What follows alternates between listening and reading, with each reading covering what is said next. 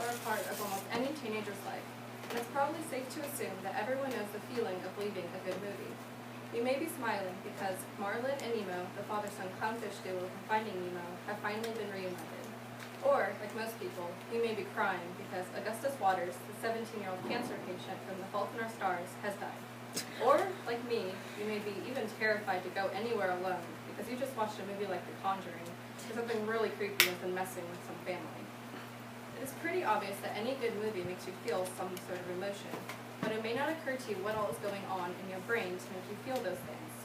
If you think about it, whatever is going on in a movie probably has nothing to do with your life, and yet you always end up feeling some sort of emotion towards the characters within a film. This intrigued me, so I wanted to learn more about what was going on in our brains when we watch movies.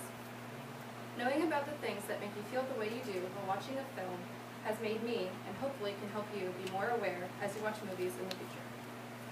3 of the reasons that people leave a movie feeling some of the most basic emotions are because of the success rule, the mirror rule, and the unconscious processes that take place in someone's brain. The first reason people often start feeling a certain emotion is because of the mirror rule. Jeffrey Sachs, a professor of psychology and director of the Dynamic Cognition Laboratory at Washington University in St. Louis, defines this for us through an interview by Agnes Pulaski of USA Today. He says, "One way that we perceive emotion in film is through something I call the mirror rule, which says that it's a good idea to mimic the visual input that you're seeing. This rule is commonly referred to in explaining why we feel happy when we watch a scene play out in a movie. One example of this possibly occurring is in the movie Up. In the closing scene, Russell, an eager Boy Scout, is eagerly waiting on stage for his father to show up in order to help him pin on his new badge. However, as the audience has been able to figure out through earlier scenes in the movie, Russell has kind of been let down by his father. So instead, Carl Fredricksen, the once grumpy old man, shows up for Russell in this final moment. They've been on this crazy long adventure together and have created quite a strong bond, so we can see how much of a father figure Mr. Fredricksen has become for Russell. This simple example can be related back to the mirror rule. The desire to imitate the visual input that we're seeing may be expressed through us, since we see the joy and satisfaction of Russell and Mr. Fredricksen, who are obviously smiling and happy. The mirror rule is a pretty important reason why we may feel certain emotions while watching films. However, there is another big aspect to this as well. Another reason why someone might start feeling certain emotion while watching a movie is because of something called the success rule.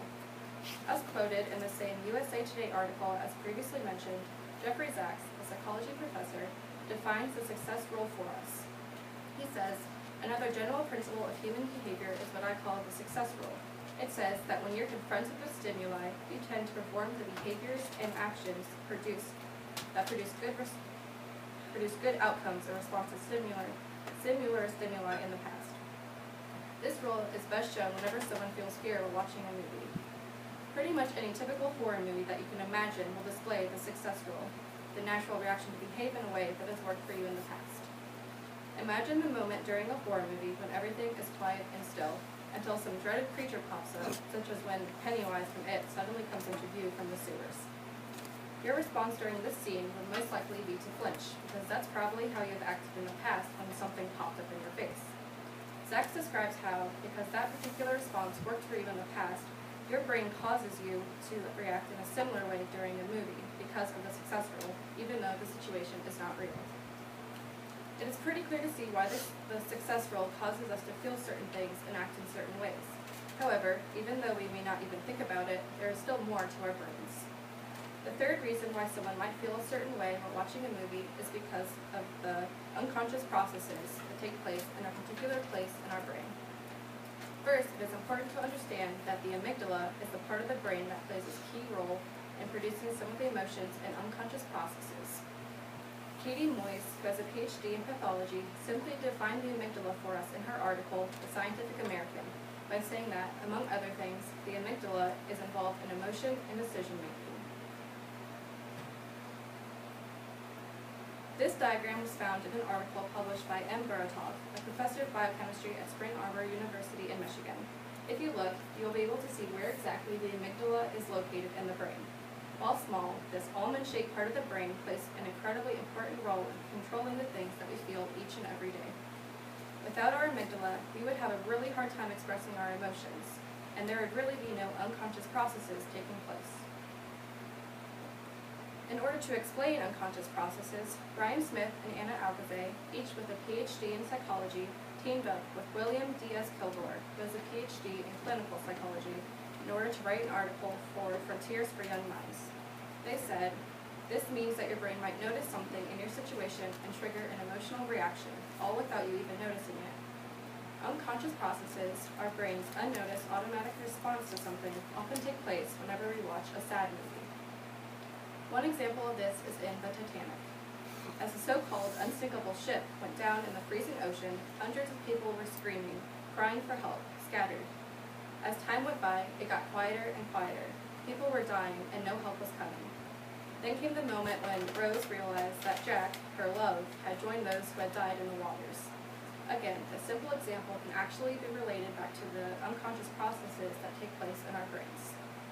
The scene in the Titanic may cause great sadness in the audience without them even realizing it, all because their brain recognized the situation and brought forth possible personal memories of loss. You may be able to tell that any good movie makes you feel certain emotions, but you may not have known what all is going on in your brain in order to make you feel those things. Knowing about 3 of the things that make you feel the way you do while watching the film can help make you more aware as you watch movies in the future. To review, the mirror role is the desire to imitate the emotion you see on the screen. The success role is the need to act in a way that brought you positive results for a similar situation in the past. And the unconscious process taking place is the brain's recognition and emotional response to what it notices about your situation, even though you may not be aware of what is happening. So the next time you leave a movie feeling happy, scared, or sad, you can also proudly leave with an awareness of how those emotions came about. Thank you. Thank you very much. Let's give a round of applause. Thanks, Kayla.